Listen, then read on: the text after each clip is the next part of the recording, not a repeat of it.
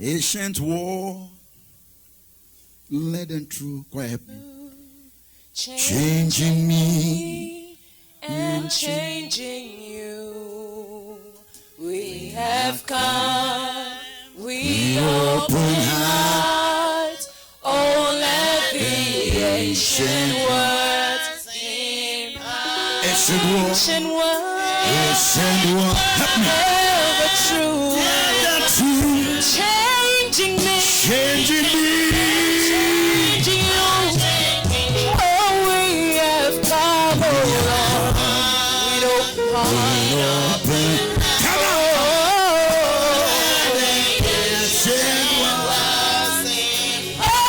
ancient words ever true.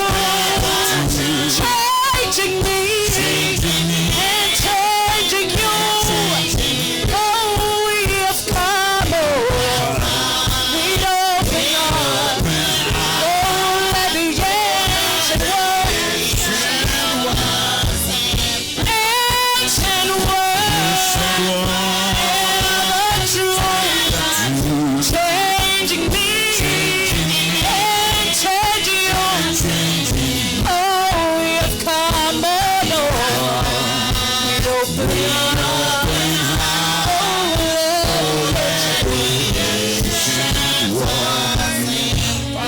we have come. We open our let the ancient world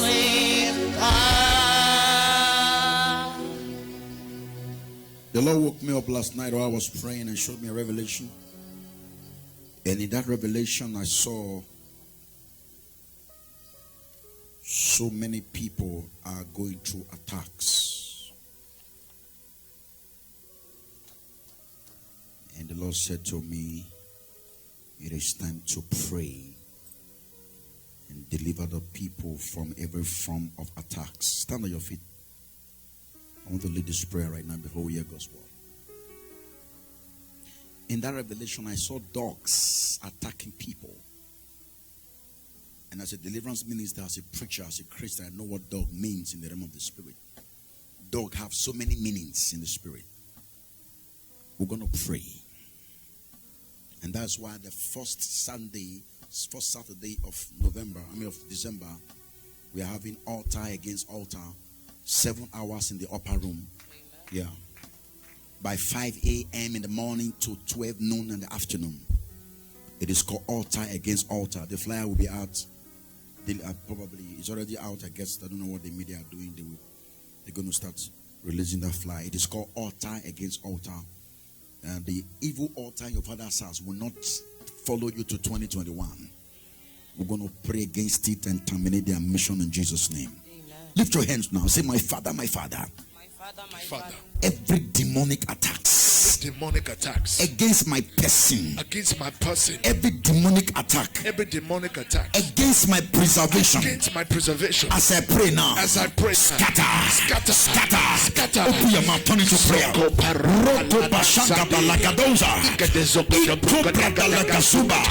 Every form of demonic attack against any of our brethren, against every of our loved ones, let go, brother. Soka pratose kepende, reko praka saga balaga da braga doza, rekebelege de bregede belege de berege, rekede berege de berege de rekebelege de berege, praka soko pareda, rakabala kataparanga, rakabashaga balaga de rekabasoko predea, aloko parata, eleko sorora, ikaprata la kadasha. I destroy every form of attack against anyone, against any man, against any boy. I waste your efforts.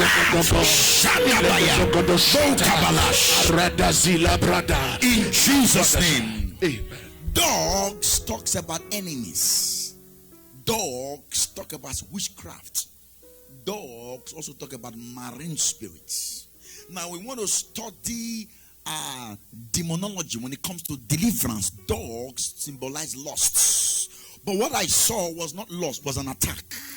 Was an attack that comprises of marine attack, witchcraft attack, and an enemy. The Bible says it shall not stand, neither shall it come to pass. If I say a word in the name of Jesus, you will shout fire. Is somebody hearing me now? I stand by the authority that is in the name of Jesus. I lift up the banner of Christ against every soul in this house, anyone that is under demonic attack. In the name of Jesus, I stand in my authority as a priest and as a prophet in this house.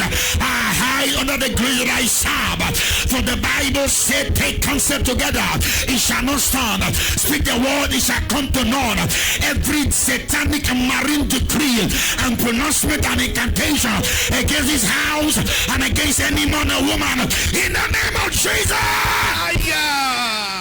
Every child or family, every businesses or work, every relationship that is under attack, everyone whose life and relationship with God is under demonic attack, in the name of Jesus.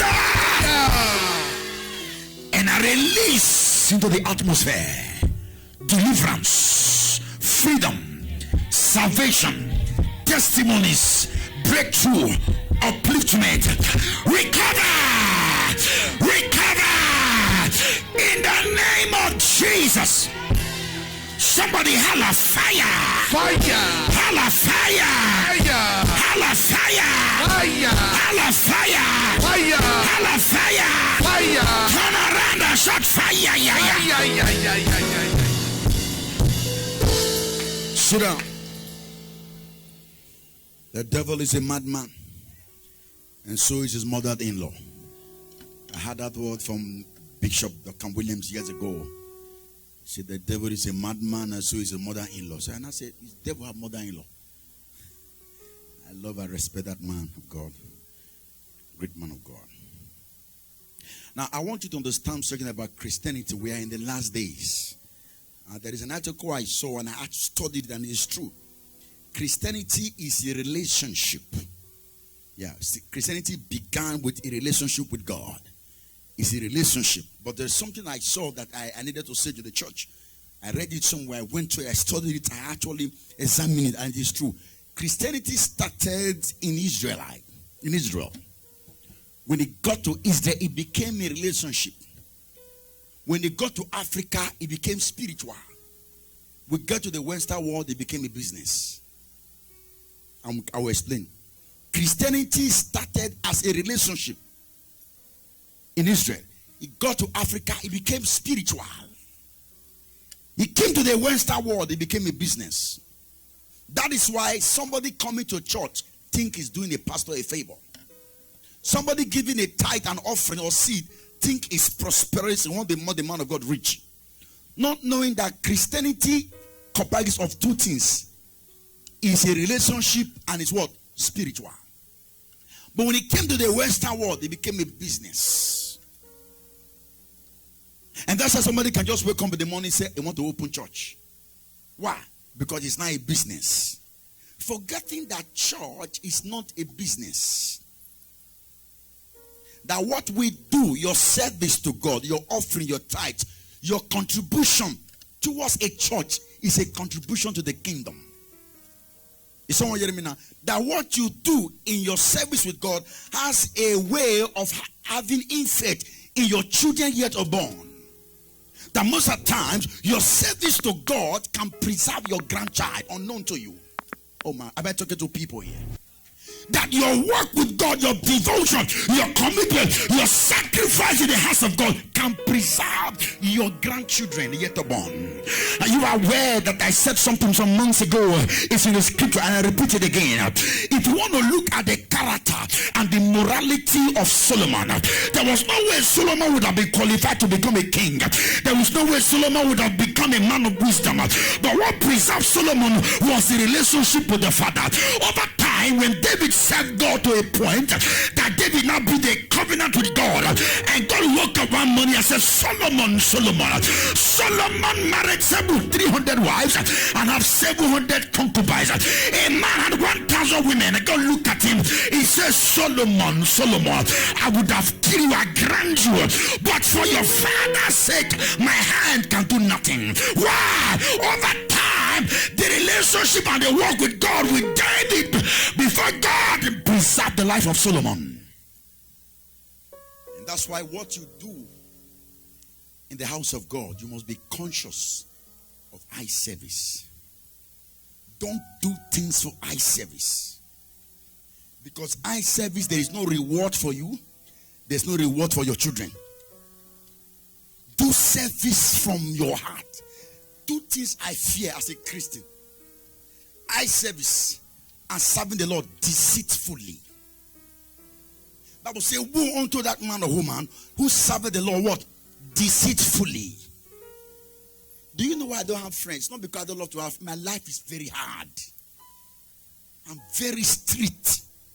That's why I don't have friends. I have friends. I don't have a friend. You may tell me something now, I will agree with you. When I go in the place of prayer, I come back. I don't care how you feel, I disagree. It is better for me to please you who called me than to please you the way you feel. Christianity is not about how you feel. We don't serve God with our five senses. Bible says, now the true worshiper worship God what? In spirit and in truth. Your truth is not in your five senses. It's not in your five organs.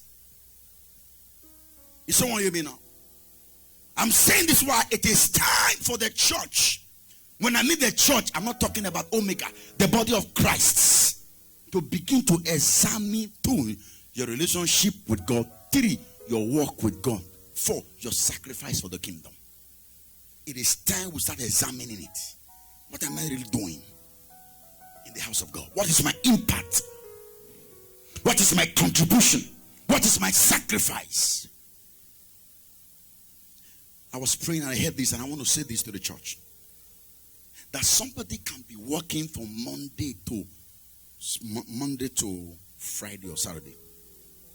That one day to give to God is a problem. Forgetting that the strength that you had, that the strength that you use in working from Monday, Tuesday, Wednesday is of God. The oxygen you breathe in to survive in that field is of God. Just one day for the Lord. You choose to walk, or you find some excuse. Just only one day.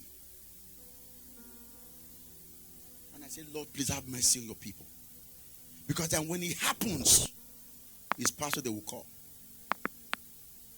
May that not be your passion. May that not be our passion. This is not my message. I just want to encourage you. Start revaluing your service to God. If you can give yourself the best, why can't you give God the best? I notice that we always give God leftover. We have plans for 2021. We are already planning for. There is no God plan. God plan comes accidental. You can write your project. Okay, I'm going to do this. And no plan. No. I'm going to no plan. No, that's not so. As you are planning your life, plan God himself. It's your God has to be the first plan. Yes. I told her, I said, God, if you can give me some good cars, I will make shipwreck of the cars. So the new car God gave me, guess what I did? When I got there, you see these tracts? I packed tracts, carried Bible. I told the guy that went with me, I said, look, if not the American laws, I wanted to put, see that my car, I wanted to put horn speaker on top. You know, Africa, you put, look, what people puffed with, I want to hear it for Christ. Is someone hearing me now? If you give me I said, if not for the laws, because we're preaching, and the guy came to us and said, no, you don't have to preach here. You are disturbing, you have to move down. You know, this kind of laws. In Africa, you can enter market and preach anywhere. There is no law. So I told the guy, I said, well, if not that there is too much law, I wanted to put an horn speaker in that car. As I'm driving in the street, I'm preaching with it. You can do that in Africa. Am I right? But you can't do it here. All kinds of laws, restrictions and all that. that God give you money to wear good clothes. It's not to kill. No, it's not to kill. That God give you money to buy an expensive clothes. It's to wear to the house of God and hear that clothes. When I mean you will come, you will dance. You will dance to a point that you can be sweating. You have hear the clothes. That you can mix up Brazilian hair and Indonesia hair together. Only if you are carrying two nations, yes, is you can come to the church and shake the Brazilian and shake the talking hair and shake the Indonesian hair together. Let the world see that the hair is nothing. Not to wear it when I'm preaching, you wave it, you shake like this. Only you go scatter and back. Sometimes you scatter and get back.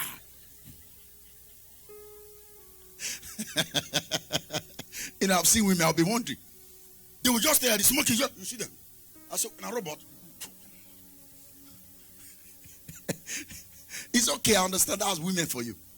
But anything God gives to us is to what? Is to what? Praise Him. Is to exalt Him. God give you a child, your child become a God. Why you not come to church? My picking. This is you that was asking for a baby. After God has given you your picking, or your child, or your whatever. So please, I want to encourage us, church. Anything you are doing for God now, it is time to revalue. Somebody say revalue.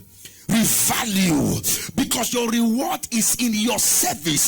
The blessed is sustenance, the preservation for your house, for your children, for your family. You may have a bad child, your child or your son or your daughter may be wayward, but do you know that for your service, because of your service, God can save that guy, God can save that girl, God can save that child. I'm telling you. Of course, we are human beings. We can write off easily. Of course, we are human. But God does not write off a man. We can look at you and assess you, the way you do things, the way you talk, the way you dress, your manner. Say, this one is good for nothing. That's a man for you. That's man. But when it comes to God, God does not write anybody off. And your service to God can save a man in your father's house. Pray, may you begin to place value for service in Jesus' name. Quickly, let's turn our Bibles to the book of 2 Kings. 2 Kings chapter 5. I want to read from verse 1 to 5. I told you I have a lot of scriptures. I have a lot of things to say today. That's why you see me I came early. 2 Kings chapter number 5. I want to read verse 1 to 2. Now Naaman, captain of the hosts of the king of Syria, was a great man with his master, an honorable man, was with his master, and honorable. And because by him the Lord has given deliverance unto Syria, he was also a mighty man of valor, but he was what? A leper. I want to speak on what I call breaking the limit. Tell somebody, breaking the limits. Say, breaking the limits. Yes. What do we mean by breaking the limits? Limits is like an obstruction. Limit is a barrier. Limit is a blockade that prevents a person or a nation, that prevents a family not to go beyond certain heights. Limit can also be classified as an obstacle, something that obstructs your movement, something that can slow down your speed. Is someone hearing me now? That is a limit. A limit is a stopper. A limit is a waiter. A limit is a blockade that can hinder a man, no matter how great a man is, how talentual it is, how influential that person may look like, how connected the soul or the individual or connection he or she may have.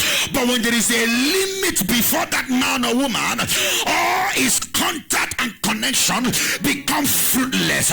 All his access connection become useless. Why? Because there is a limit in the life of that individual. And that is why God has sent me here this morning to speak to you watching me now, hearing me on this auditorium, that the power coming upon your life, and you will break out from every limit by fire. You will break out from every obstacle by fire. You will break out from every hindered by fire. This morning there is an anointing here to break you out of limit. Today your limit is broken. Limits. I want you to understand this, that every man under the surface of the earth has his or her individual limitation. No matter how beautiful a woman looks like, there must be something she's not happy about herself you are not aware. Am I talking? No matter how rich a man looks like, how wealthy the man may feel or you can see or have, there is something about him that is disturbing him, but you don't know. No matter how lovely a family is, when you see them, they're always kissing. As I'm preaching now, they are kissing. The love is so magnetic. You just look at the, hey, oh God, when my marriage look like that, well, I forget that thing. Behind the kissing and the there is also a limit. I'm telling you. And when you see the guy, man, this guy is so handsome. I married this guy or died. This is the thing. You know, there are some guys with all the 6-pack and all the 8-pack. Is someone hearing me now? And you say, oh God, he's a guy for every guy. He's a guy for every lady. As he passed, the guy is very tall. He has all the swag. Hey God, hey, what will I look at it? No matter the 6-pack or the 10-pack, no matter the fitness of the guy, behind his handsomeness, there is a limit. Oh, you see the lady, she's a cat walking, and you are elephant walking, but you try to cat walking. Instead of becoming a cat walking, you become hippopotamus walking. Whether you are a cat walking, or elephant walking, or hippopotamus walking, every one of them have a limit. And there's something you must be aware of your limit. Your limit either breaks you or makes you. Can I say it again? Your limit either what? Breaks you or what? Make you. Have you heard people say, oh, I would have done this if not for?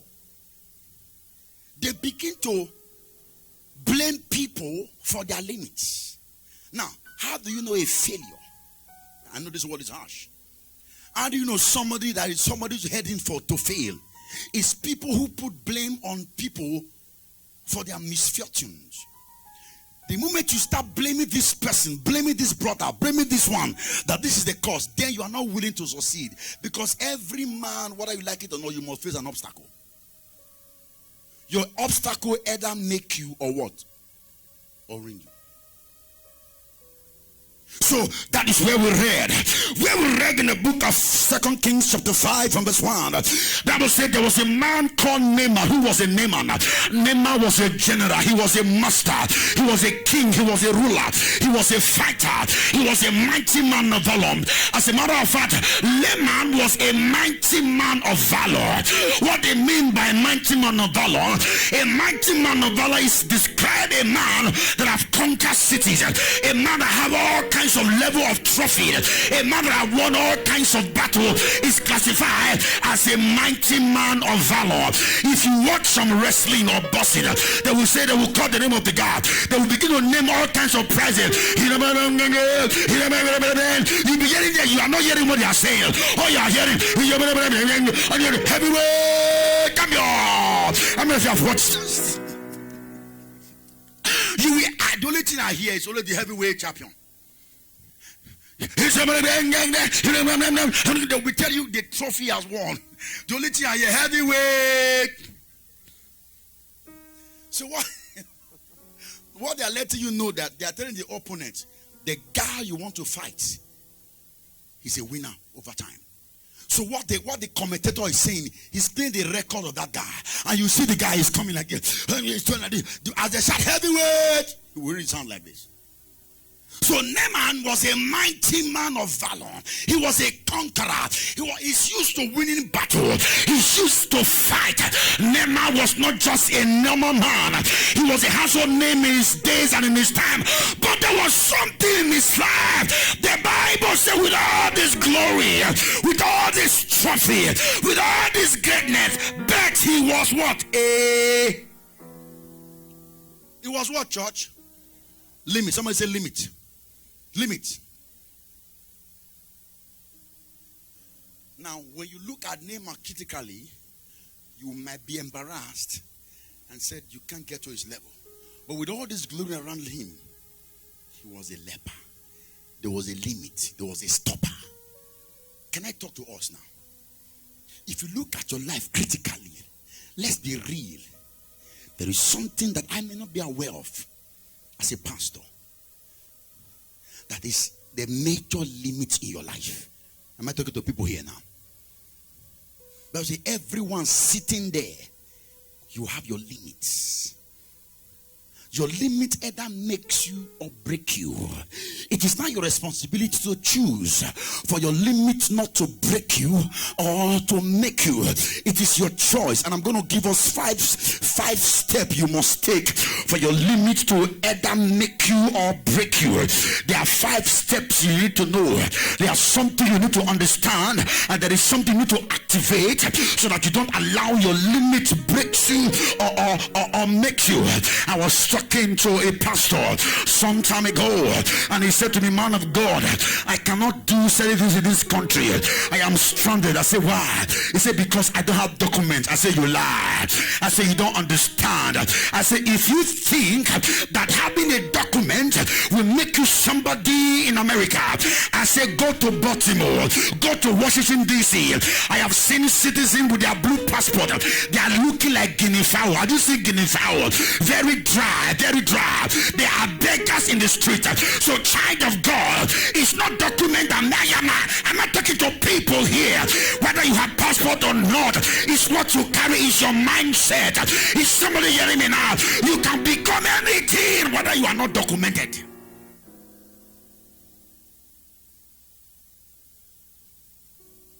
Businesses is for documented and non-documented. So when he said, I called him, I said, man of God, I said, change that statement. I said, because if you continue like that, you can't go far here. Because that is your limit. That's what you think. I said, that's why you are stuck. I'm telling you. So most of the times, what you think can limit you. What you see. So what am I saying here? Naaman, with all his greatness, there was a limit in his life. And as the fame of him began to grow, as the glory of Naaman began to grow, and Naaman began to talk to himself, I am tired about this limit. Something needs to be done. This limit has to leave my life. And that is why I am here to speak to you watching me online, watching me right in this auditorium. I don't know your limits in your life. I don't know what is stopping you as a person. I don't know what is hindering you. But let me tell you, child of God, every limit can be broken. Is somebody hearing me now? Every limit can be crushed. And this brings me to point 1, man of God. How do I break out of my limit or limitation? How do I handle limitation around me? Number 1, child of God, if you must break out of limitation, if you must handle your limitation, stop seeing yourself the way men see you. Stop what? Stop seeing yourself the way what? Men see you. Man can conclude about you quickly. Let's bring us to the scripture. Lamentation chapter 3. Lamentation chapter 3 verse 37 to 38. He said, who is he that saith and it cometh to pass when God commanded it not? So child of God, hear me. If you must break out of your limit. Stop seeing yourself the way men see you. There is a way I can see you as your pastor. You might be angry. There must something might happen at home. You might not be happy, and you come to church and you sit at the back. And I said, shout hallelujah, and you refuse to shout hallelujah. I said, praise God. You refuse to praise God. While they are dancing, they are singing, you are sitting down, and they conclude and say, hey, Sister Joy has backslided. That is my perception. That is what I say about her.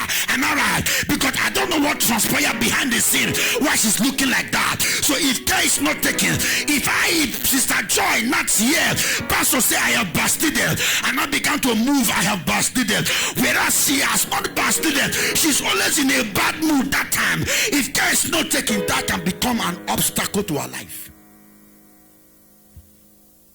Because I won't come to that church again. Why? Pastor say I what? Has she really backslided? Has she backslided? Why did I say so? Based on her looks, I did what? I conclude. I spoke. So if you must break out of your limit, stop seeing yourself the way men see you. I don't know why people say, I've never asked that question. I will never. That's the fact. I don't care. What are they saying about me? Who cares? If you want to listen to what they say about you, you will have a lot. You will just call the whole church together now. Church, I don't know American. What are you saying about me? And you expect them to tell you the truth. You are serious. You are not serious. They will only tell you what you want. They will only tell you what you want to hear. But behind the scene, that one, you're never serious. If I do anything, you go wrong. You know, you don't call a congregation or call a meeting and say, what are they saying about me? Are you okay?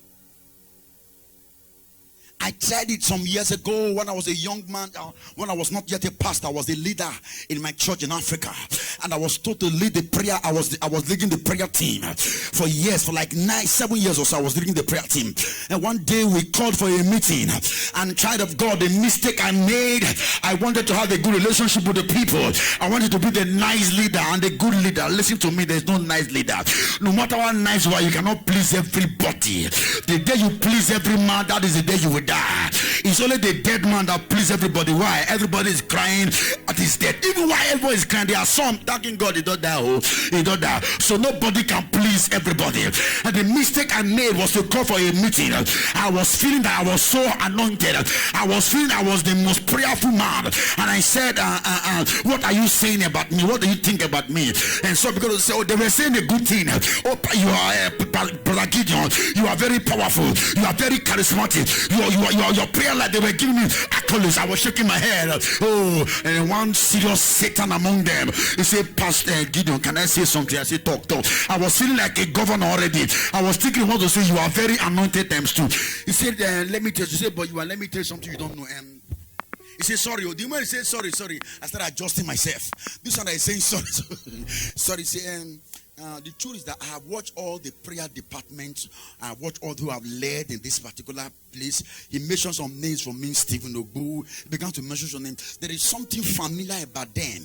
And it's like there is a curse in the praying department. And every one of them, only one of them, they are victim of that curse. Like you now, Gideon, you are a victim of that curse.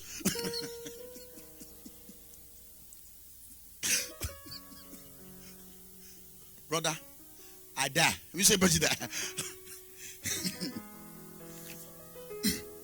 What was the? He said because he said they don't hear, they don't care, they don't have feelings.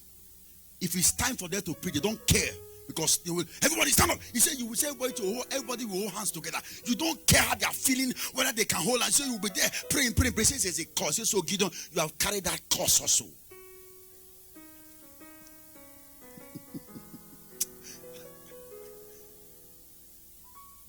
Do you know if you are a true soldier, most of the times, most of the things they will teach you in military is how to handle your feeling. If you don't know how to handle your feeling, you cannot serve well in a military field. Go and ask them. That's why if you are a true servant of God and a prayer warrior, not that the person doesn't have, but over time, because of the nature of their life, they have people can be, they have feeling, but their feeling is not as visible as you want them to express it. So what he says a curse, and Gideon, you have carried that curse. In that sense, you say your own is even worse. Because at times you will be doing it, you will not push it. And just push it and just be. He says it's a curse. So you have to ask God to take away that curse from you. And now sit down for chill like this. I said, you don't finish. He said, yes, I finished talking. That was the last day in my life. To gather people and ask them what they say about me. But let me move forward, child of God. Most of the times, if you listen to what people say about you, you can become a limit to yourself. So, child of God, it must break out of your limit. Stop seeing yourself the way men see you. Are you hearing me, child of God? Stop seeing yourself the way men see you. Wow. Are you aware that people thought Zacchaeus was a tax collector? That people what was said about him, he was a tax collector.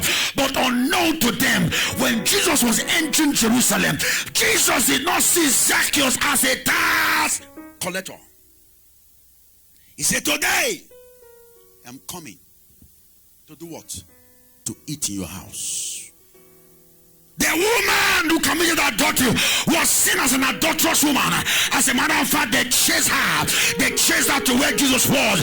They wanted to stone her to death. Why? In their eyes, he was an adulterer.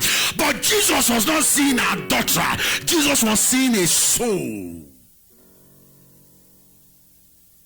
Am I talking to people here? Please, I want to beg you. If you must live long, put Christianity aside. If you must live long, hear this. If you must live long as a person, stop thinking of what they say about you. I want to say this to women because it is their nature. A man or woman can be quarreling. The woman will say all kinds of words. Only one, the man talk. Have you seen women like that? No, it is their nature. Thank you, sir. Demand you are crazy, you are stupid, foolish man, you are good for nothing. The man will just look at you and manage you with your bent head. It's only that bent head you will hold. So you mean I am bent head? So you mean I am bent head? You mean I am? She forgot that she has said the man was animal. She had only one thing. That's what she will hold. That is their nature. That's why if you're having issue with your woman, don't just talk. Because it is the one that you will talk that will be on the table. Don't just talk. Just become deaf and dumb.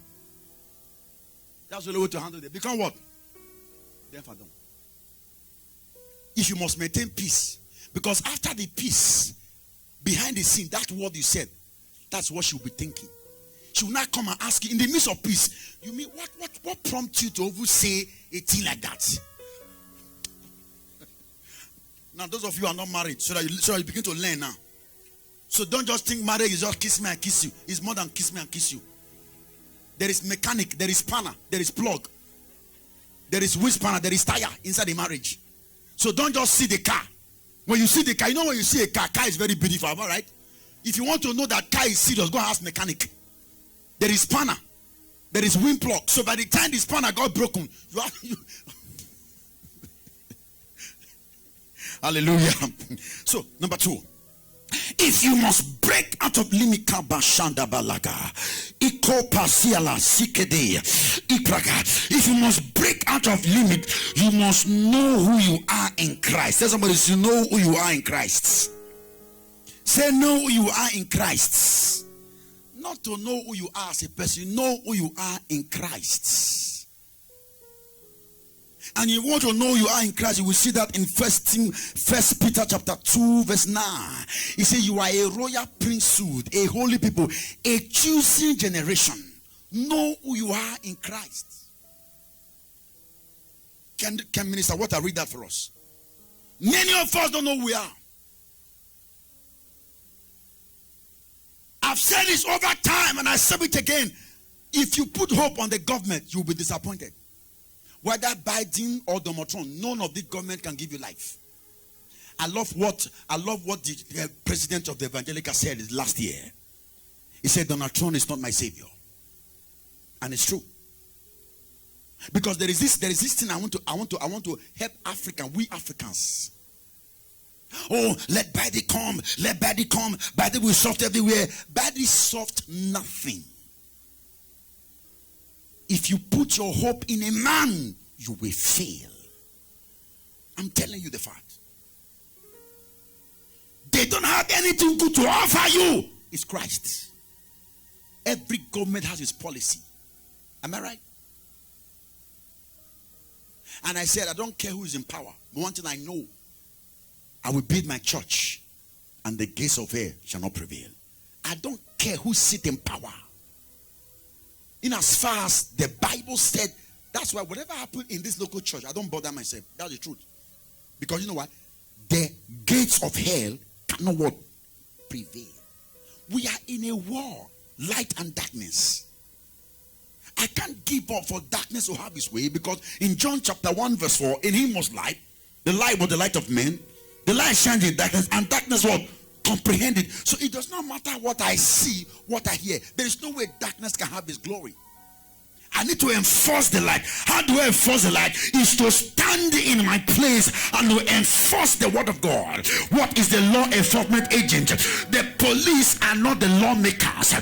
They are law enforcers. Lawmakers are the House of Rep and the House of Senate and the representative, right? Those are the lawmakers. So when a policeman is standing on the street, he's enforcing the law. So you are law enforcement agent of God. The word of God is the written law. Your responsibility is to enforce the law. So if I'm enforcing the law, there is no way you can win the law, because the law is bigger than any man. Read it. But ye are a chosen generation. You are a chosen generation. A royal priesthood. A royal priesthood. Hold on. A holy nation. A royal priesthood. Do you know what is a royal priesthood?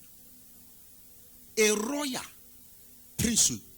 You are not just a priest, you are royal. You have servants at your disposals. You don't go ordinary, you go royalty. When the royalty is coming to a place, people go ahead of you. Are a royal priesthood. That is who you are. Move on. A holy nation. A holy nation. A peculiar people. A peculiar people. That ye shall show forth the praises of him. You shall show forth the praises what? Of him who had called you out of darkness into his marvelous light. Into his marvelous light. Only you are a nation. Sit down. You are a nation. You are a nation as a person. A peculiar people. So why this you should understand? Why would you think somebody will just say a word and you are feeling demeaning by that word? No, child of God. Because why? If you must break limit, these are the things you must begin to put into practice. Men can say anything, but know what the word of God says. Know who you are in Christ. We don't know who we are in Christ. 80% of believers, even pastors, even men of God, we don't know who we are. That's why when the virus was, when the vaccine, because so many prophecies have been given for the vaccine. That's why when the vaccine came out, the word that came out of my bedroom, I came out, was in my sitting room, they was talking about Pfizer. Was it Pfizer that first of all came out? Pfizer was 94%, whatever. All of a sudden, McDonald's said their own is what?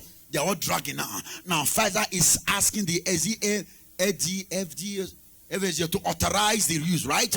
Now, the first thing that came to my mind, because I've read all kinds of stories, I've read all kinds of information about the vaccine and all that, Big Gate plan and all that. The first thing when I heard the vaccine, that is why you must equip your spirit with the word of God. I'm telling you. So when I came out, I was listening to CNN. Unconsciously, a word came out of me. I say, I am immune. I don't know what I said. I say, my blood is immune. It means that if we are going to be forced to take it by law, when it enters my body, it dissolves it. Because over time, I know who I am in Christ. Exercise your authority in Christ. You are a royal priest. You stop walking like a failure. Stop talking walking like a broke man. Is somebody hearing me now? Walk with an audacity. Talk confidently. They're asking you a question. How do you see the government? Well, how do you see the... I don't know how they see the government too. A child of God, are you okay? Let them say you are proud. You are not proud. You are exercising who you are. Bible says we are what? We are in the world, but we are not of the world. Now let me explain this. You are in the world, you are not of the world. Let me break it down. How many of you have gone to embassies? Now when you go to some embassies, whether American embassy or British embassy, there are different embassies in different locations of the world, right? Let me use an American embassy for example. You can be from Togo or from Africa or from Nigeria. That an American embassy is in your country. When you enter the embassy, they don't obey the laws of your country. They are representing America. That's why when you enter there, they don't care who you are. You are under an American soil. Though they are land, though where they are in the soil of your country, but the laws that govern them there has nothing to do with your nation. What governs them in the embassy is the law of America. It's called embassy. That is what it means. That will say you are of the world, we are not of the world. We are here, we are not governed by the system and the dictates of the world. Is somebody hearing me now? You are governed by the law. That's why you can go for an interview, they will drive you, have nothing to do. With all your I saw one man years ago as a young man when I was pursuing visas. The guy went to the he put on a soldier, with the rank. He got there. After interview, I interviewed him. The guy was feeling very, and they gave him rejection. So I look at them. I said, if they reject this man, they will pursue me. No, I say if they can reject this man, that's what they go pursue me. Because the man put on the military. You see the rank. He also was a captain, like a captain. You see the 3 stars. And you know you will see some military men just like. He has all the height and all the beats. And they reject him. For my mind, I was, I think 4 steps behind him. I wanted to run out of the embassy because... Now what am I telling you? Child of God. It means that whether you are a governor, whether you are a senator, when you enter the American embassy, your laws of your country don't govern them. They are governed by the laws of America. That is what you should understand as a child of God. You are in the world. I don't care who is in power. Their laws does not govern you. Your sustainability, your sustenance is not by Democrat or Republican. Your sustenance is from heaven. The Lord shall supply all your needs according to his riches. In glory, right? According to what? His riches. In glory. Is it according to a food stamp? Is it according to stimulus? Because some people as are speaking now, they have been waiting on the Lord for the past 4 days. Oh Lord, stimulus. If you wait for stimulus, you will wait for nothing. Whether stimulus or no stimulus, your supply is from the Lord. I know of a lady, I don't want to call her name. She's not a member of this church actually. She practically, they didn't sack her. She practically stepped down from her job because of stimulus. And I said stupid loss is stupid loss. You are not fired. You practically willingly step down because you want to enjoy some fufu, some benefit. That is you are going nowhere. Is someone hearing me now? I am not against stimulus or not. If it comes, it comes. If it doesn't come, move on. Is somebody hearing me now? Oh, nobody want to talk. You know, my faith is different. But sorry, don't be annoyed with me. My faith is very different. Yes. So stop seeing. Start seeing yourself the way the Lord sees you. I know I'm talking. Because I'll be able to speak to few persons. And all they say, oh, Pastor, if stimulus can just come now, I'll just redeem my vow. How can you put stimulus in your vow? Before you vow, were there stimulus? When you enter the year January 2020, do we ever knew anything going to be stimulus? Why will you now connect? Oh God, if they can just give me this stimulus now, I will divide it into two. I will give you part. God is not taking stimulus.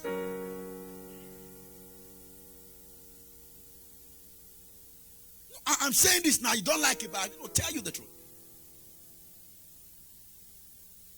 I know of people who made money, real money, in these COVID cases, in this period. Not stimulus. I don't want to call names. They made real cash. Cash. When I mean cash.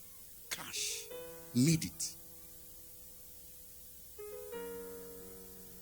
Those ones were not waiting for. So some of them achieved their goals in the midst of the pandemic. They achieved their goals. Why some are sitting down waiting for stimulus? You personally resign from your work. We have our doctor here. That's a testimony we need to put on the air. At the peak of the COVID cases, as at that time that the COVID cases were becoming like an air breed, that even calling pastor, you can contact COVID-19 by calling me. And because there was a time it became very serious. Am I right? It was serious. That even call, we became afraid that it's not airborne. At the peak time, according to what she said, she was on the front line. Until date, not tested positive. Somebody say service, coverage. I'm not asking for the tithe. I know there is money. Don't worry. Just hold it tight. Don't be scared. No. I'm your pastor. Don't worry. I know. But at least there is that time. There is money you make. People are resigning, waiting for stimulus. The country where you came from, your governor or your president. In my own country, the only 3,000 stimulus they want to give to people, they set the place on fire. In my country, the stimulus that they wanted to give, they set the place on fire. The food that they bought to give to COVID cases, they hid it. The Gary got spoiled. And one stupid governor came out that is reserving it for his birthday. Are you okay? Is the food for birthday or to give to the masses? Listen, this country is blessed. I have studied all countries' laws of government of immigrations. America still have the simple and best immigrations in the world. You can't go to China and you can't go to China as a foreigner and become the House of Senate and a governor in China. It's not possible. Here you cannot be born here. You can run for a Senate. Just a few months ago, a Nigerian guy won the House of Senate in Texas. So don't tell me that this country is not. I'm talking to people here now. I need to open your eyes. It's still the best when it comes to an immigration laws. Europe, they will give you paper. You will hold paper. At the time, rat will eat your paper. Rat.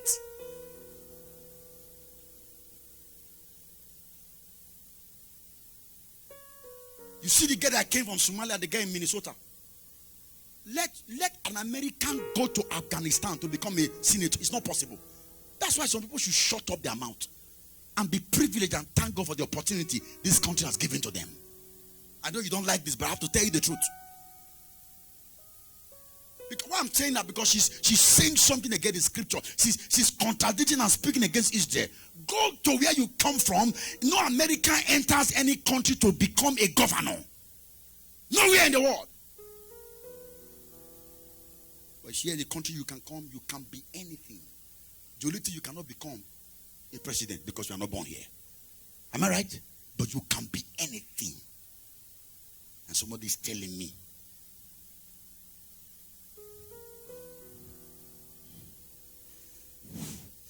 we release the stimulus in Jesus' name.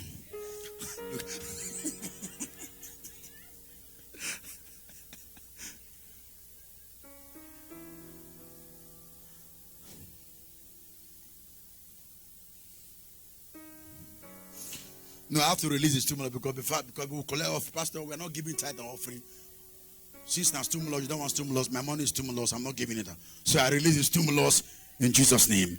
Those of you watching me online, the stimulus is released for you. Times 2. Hallelujah. Let's go to point 3 before we round up now. Point 3. If you must break out of limitation, you must have the right company. Somebody say, having the right company. Say, having the right company, or working with the right people. Child of God, no man becomes anything in life without people. So if you must break out of certain limitations in your life, you must associate yourself with what? With the right person. You can see that because of time in Judges chapter 7 verse 7. When God wanted to deliver Gideonite, deliver the children of Israel out of the hand of the Midianites. And God said to Gideon, Gideon brought 300,000 soldiers to the Lord. The Lord said, no. There are too many. I need just 300 men of like-minded to defeat the Midianites. And Gideon said, Lord, how can you choose? How can you say in a church like this, Pastor only need 2 prayer warriors to be with him? God said, I don't work with crowd. I need the right people with the right spirit to connect to what I'm about to do. And Gideon said, if I do this, Lord, I'm going to cause problem. I'm going to cause division. I'm going to cause enmity. God said, don't worry. I will make the choice myself. Pack all the men. Go to the waterside. Let me choose the men that I want so that you will be free. You are a man. You can make a mistake. I made some mistakes some time ago. Was it a few days ago? I was calling out names. Now, I didn't say God. I just heard the name and I wrote. And I call out some names. So we want to connect our project in Auchi. Second. And I call out some names. And I got to Mama and said, what's good work? Clap for yourself. Now look at the year. I said, we should not meet the year. I hear now be all right. I said, but you didn't come. I said, I didn't call. I said, I hear now. I didn't say God, but I just had the voice. I said, but this is your voice. We need you to check this your voice at times. I said, yes, ma'am. I said, but what you would have done, don't make it too narrow. Open her. You'd have just said, Workers Church, we want to contribute towards our project we are picking Auchi. Whatever you want to sow to connect. Say your own. Let the rest say their own. I said, yes, ma'am. See, that's a man error, right? So Gideon knew that if he chooses, there's going to be error. Because all the 300,000 men, they were men of valor. God said, no, even behind the men of valor, there's a right company you needed to achieve and to break this limit. And they got there. And at the end of the day, God chose how many? 300. So, child of God, if you must work with and break out of certain limitations in your life, work with the right company. Have the right people. Because there are certain things you cannot break out of if you are with the wrong people. I'm telling you. There are certain visions you will not see. But if you are in a wrong environment, your vision can die. Is somebody hearing me now? The mistake Moses made some years ago was to send the tribes and took each tribe and said, go spy the land. And the Bible said when they got there and they saw banana, they brought oranges, they brought fruit. But look at what they said. They brought fruits. They didn't tell Moses about the fruit. All they said, Moses, we saw the anarchies, we saw the militants, we cannot able, we are like grasshoppers, but thank God for Joshua and Caleb who were there among the right company and said to Moses, yes, of course, they were giants, they were the sons of the anarchists, but Moses, in behind the giant, we brought banana, we brought oranges, and based on this, we are well able. Man of God became encouraged. I'm talking about lost relocating now. Pastor, this church never full. You won't go to church never full. I'm not working by church full. This place is limiting me. It's limiting me as a pastor. This is a box. Most of us don't see the need of evangelism. For year to year, you meet the same kind of people, right? Because we're in a box. But then I take you to a hall 2 times. That when you hit your foot on the floor, you will hear the noise. Wah, wah, wah. you know that we need people.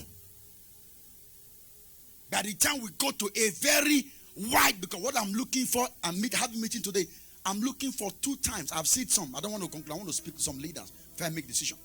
2 times bigger than this. 2 times. 2 times with financial office.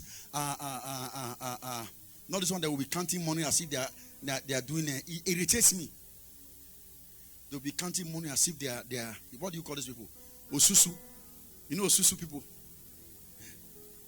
Osusu. So Osusu they call them. They'll be counting. They don't have financial people, don't have the financial office. There's no record. For years, mama just no office. People want to see mama, they have to stand outside to see mama. It's not right. If you don't see it, I see it, though I don't talk. It's not right. People want to meet. Mama has a personal day of counseling, but where will she do it? I'm counseling somebody and mama is there. She got to step up because of course but she has an office. You want to see mama, you walk out the office, right? You expect me to be in this box. Tell somebody we are living. Say we are living by fire and by force. If you see the place we are going, my Lord, Izagabo.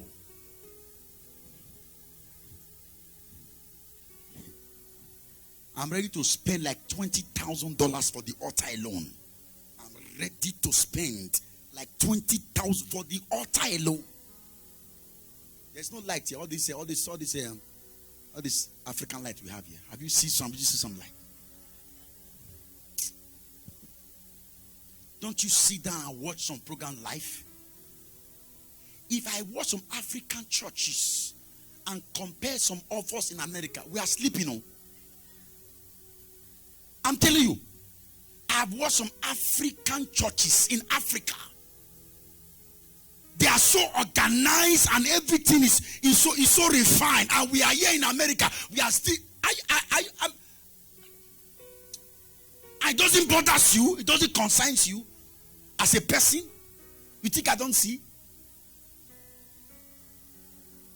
As a man of God makes the scripture comes on the word. Bah, very bold, right? Bah, everybody's seeing it. As I'm talking about right company, a picture comes out of right company people. Not people they do. And we are here in America. We just think that church is just to gather and worship. I'm not waiting for anybody. Thank God I have money. God has blessed me. So I can spend anything. It's just to convert the money, convert the millions in Nigeria, turn it to dollar, bring it here. Let me put it here and do the thing. Because Jesus must come to a place that is prepared. Hallelujah. The Lord bless you. Now listen, lastly, if you must break out of limit, I love this. Tell somebody, stop procrastinating. Stop procrastinating. There is nothing that stops limitation when you procrastinate. The moment you begin to procrastinate, then you can hinder the hand of God. The moment you start procrastinating, you can what? Hinder the hand of God. You can see that in the book of 1 Samuel chapter 30. Chapter 30 verse 1 to 8. When David and his men came to Ziklag and they were crying, they were just wasting their time. Because why? Their country and their nation has been invaded. And Bible says, and they cried to a point and they had no strength to weep. Why? Because they were procrastinating until David encouraged himself in the Lord. And the moment David encouraged himself in the Lord, God said to him, now David, you can break the limit. Stop postponing. Some of you postpone a lot. You postpone a lot. You're always postponing. Today I will do this. For the past 4 years, you have been procrastinating. Today, that spirit of delay and procrastination die from your life. Anything you want to do, start now. Is somebody hearing me now? Start now. You want to buy a house next year, start looking for the house now. You want to buy a car, start shopping for the car now. You want to marry, start looking for the wife now. Don't see the wife in the morning. Speak to her in the morning. Engage her in the afternoon. I know they do.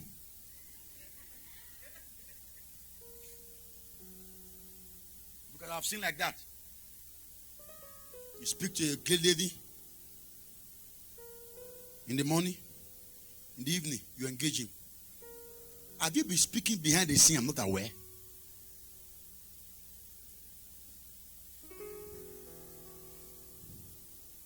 And somebody say, men discuss. Men discuss. Who does say men discuss?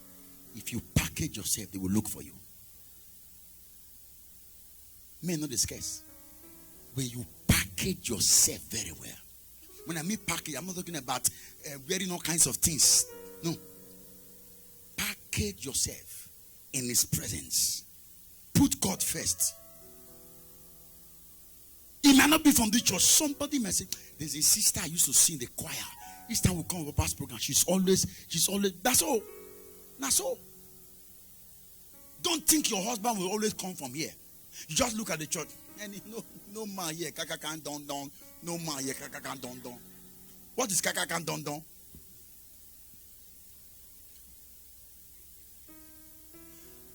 No. Yes. No man here, kaka can what? Don don. Of course, there's no man here, kaka can don don.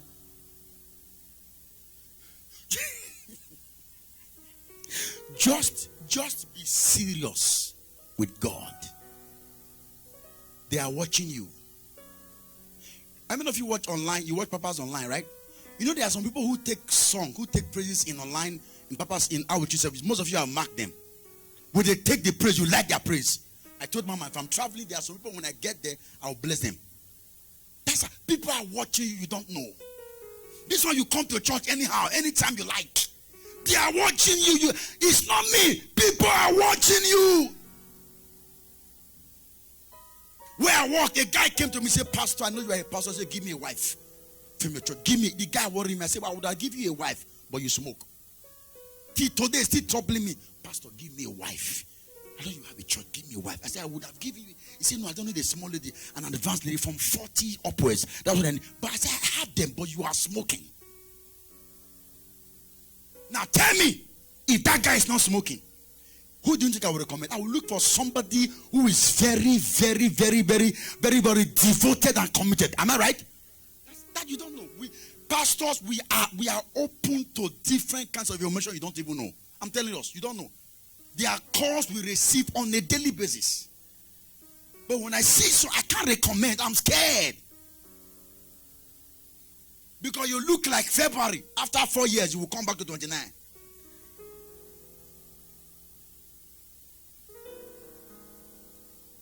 I can't lay hand on you.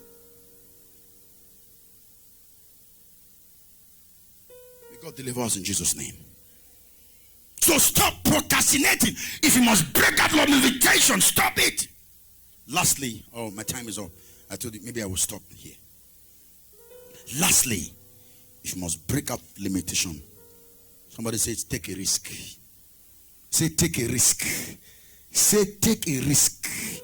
There is nothing you achieve in life without taking a risk. Is somebody hearing me now? Those of you who are in the medical field right now, there's some money that came to your hand because you took some risk. Am I right? And some of you who bought a house, who bought a car, there's certain risk God will take. Somebody say take a risk. If you are not willing to take a risk, you will go nowhere. And you can see that in the book of 1 Kings, 2 Kings chapter 7, verse 3 to 7 because of time. 2 Kings chapter 7, verse 3 to 7. What happened there? Bible said prophecy was given by Elisha.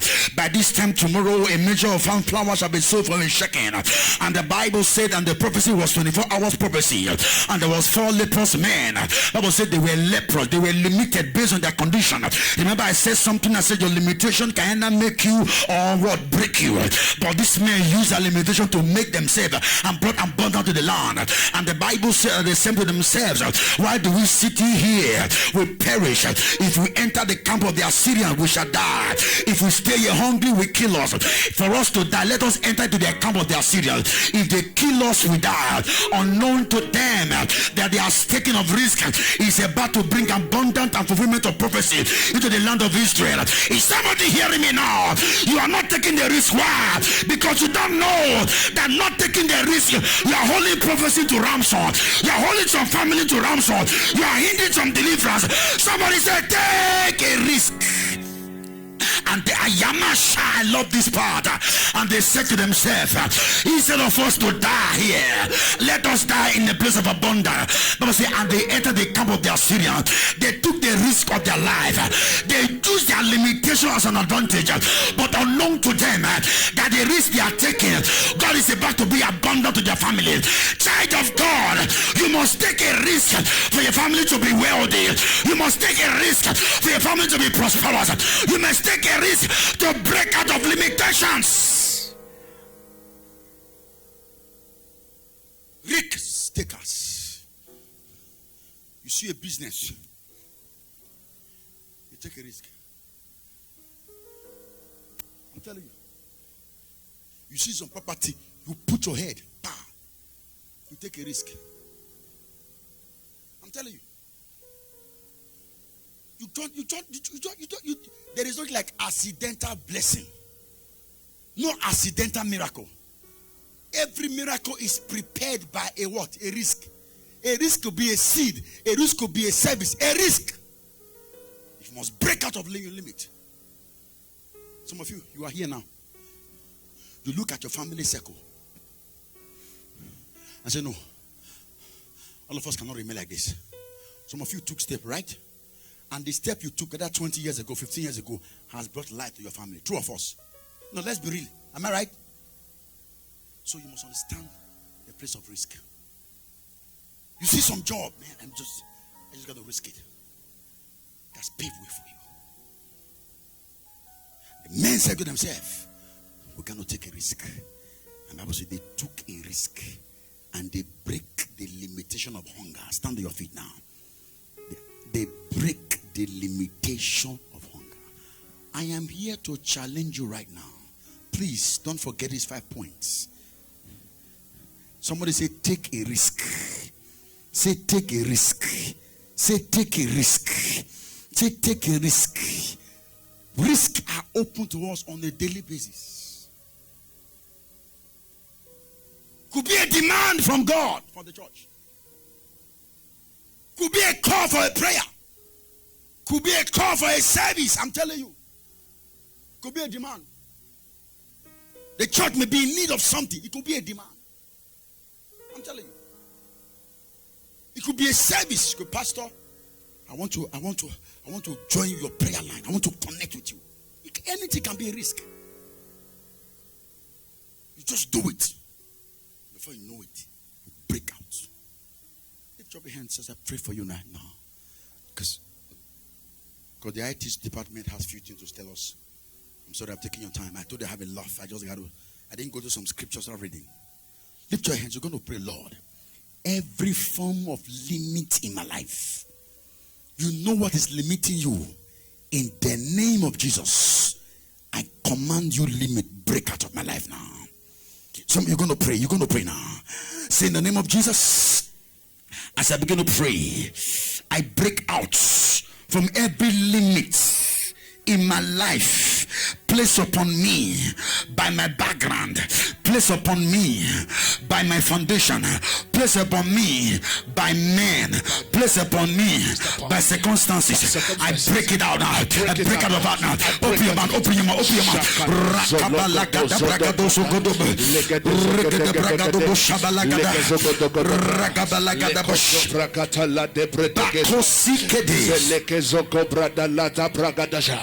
I break out of it now. Let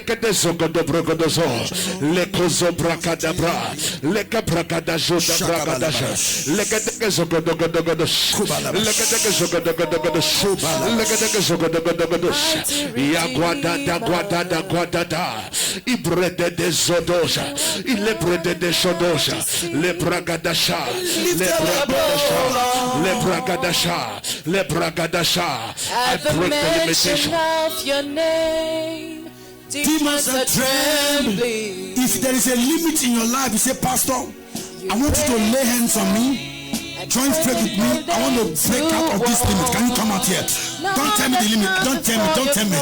There's a limit in your life. You want me to join faith with you and break out of it. Come on.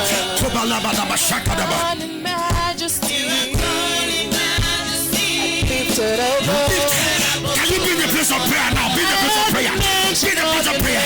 And the mention of your name, demons are trembling. Oh yes, Lord. You gave the sea, you made the land to walk. Lord, I bow before your throne.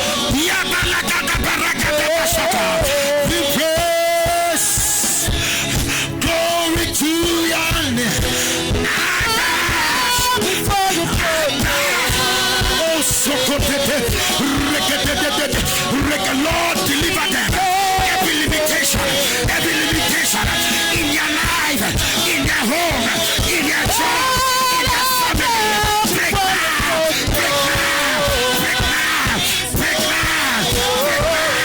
Break now. Shut up. Break. Shapalaga. Break.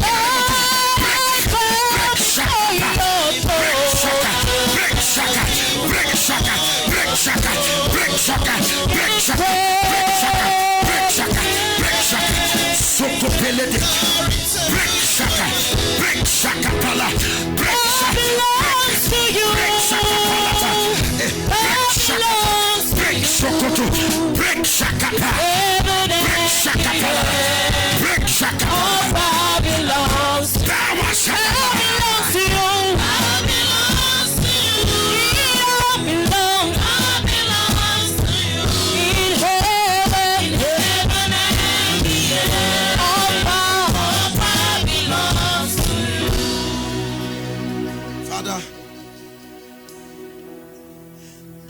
I have done my part as a man.